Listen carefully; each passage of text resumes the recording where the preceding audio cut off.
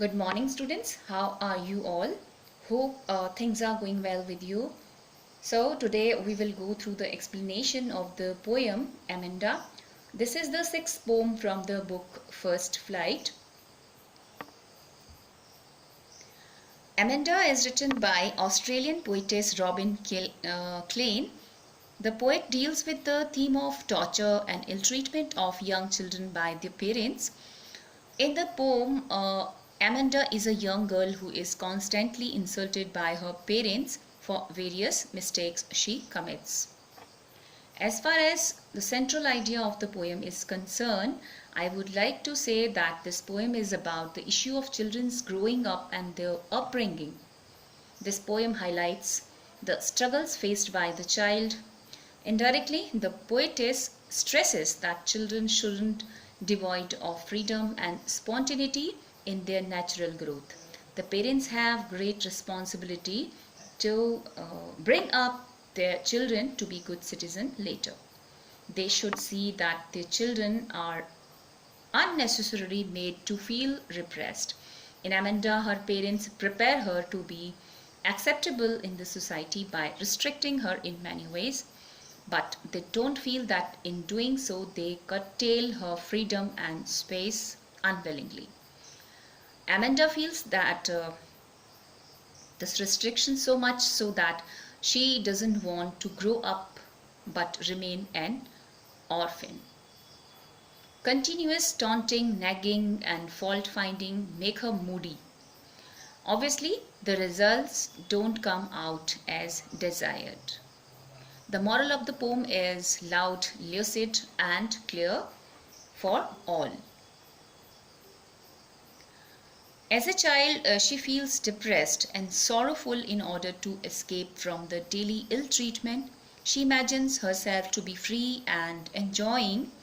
In the poem, one stanza describes how she is insulted by her parents, and the next part of the succeeding one stanza, which is in bracket, tells which she imagines escaping from the pain of harassment. We will discuss each stanza line by line and also learn the meaning of the difficult words.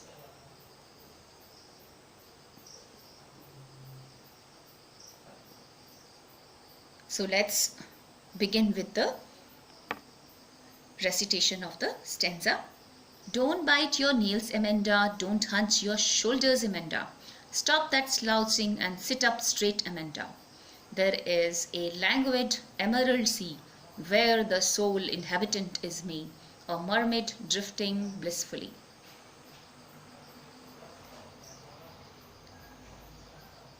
Here in this stanza, in the part first, the parents of young Amanda command her not to bite her nails. They further ask her to refrain from hunching, means bending her shoulders, and also stop slouching, meaning lazy, okay, or remaining lazy, and rather sit up straight. In the very first stanza, we come to know that Amanda is a young child who has some habits which are not liked by her parents. Hence, they often scold her for doing wrong things like biting nails, bending shoulders while sitting, etc. They ask her not to remain lazy and sit straight. In the second part of the stanza, it is written in the bracket, which depicts what little Amanda is imagining in order to escape the daily taunt and scolding from her parents, especially from her mother. Amanda imagines as if there is a languid, means quiet and patient, and emerald here it means green in color, that is sea. Other meaning of emerald is a precious, green precious stone, but here it means green in color, that is sea, in which she is a mermaid. Mermaid is a fictional water animal with a face of a girl and a body of a fish. So, as a mermaid, Amanda imagines her to be living alone Okay, sole inhabitant means to be living alone in the sea. And drifting means moving slowly with the current of water blissfully. How she wants to move in the water blissfully means happily. So the second part of the stanza gives bird view of what a little child thinks when she is constantly scolded by her parents. Little Amanda doesn't like the real world and thus imagines herself to be a mermaid, living alone in the vast and quiet sea and moving here and there without any restriction. Now let's move to the next stanza. Did you finish your homework, Amanda? Did you tidy your room, Amanda? I thought I told you to clean your shoes, Amanda. I am an orphan roaming the street. I pattern soft dust with my hushed bare feet. The silence is golden, the freedom is sweet. So again, in stanza second, first part, the parents again scold little Amanda in the third stanza. Okay, they ask her whether she has finished her homework or not, whether she has tidied her room, that is put the things in order or not, and whether she has cleaned her shoes or not. So the line suggests that she has not done her homework nor cleaned her room and her shoes. She seems to be careless to her parents, who are quite frustrated and scold her for being lazy and inactive. In the same stanza in part 2 is again in the bracket, which tells what little Amanda is thinking in order to escape the harassment. Amanda imagines as if she is an orphan, means she has no parents, and roaming means wandering freely here and there around the street. Okay, so doing so she would have made her hushed. Hushed means meaning inactive or which are not in motion, bare feet, dirty with dust. However, she loves being an orphan because the silence is golden and the freedom is sweet. Okay, she believes that being an orphan she would be happier because there will be no roaring voice of her parents, especially of her mother. It will be silence everywhere.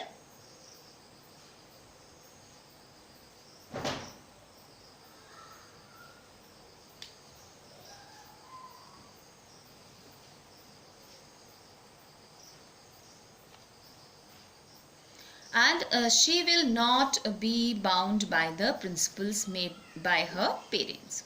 Hence, she would be free. Here, the child imagines, means Amanda imagines being free and quiet. Okay.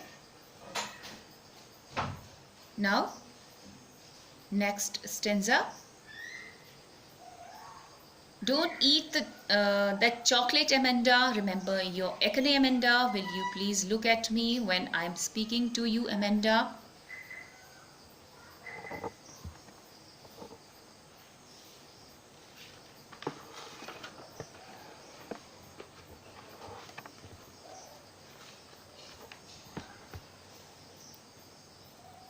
I am Rapunzel, I have not a care. Life in a tower is tranquil and rare. I will certainly never let down my bright hair. Okay.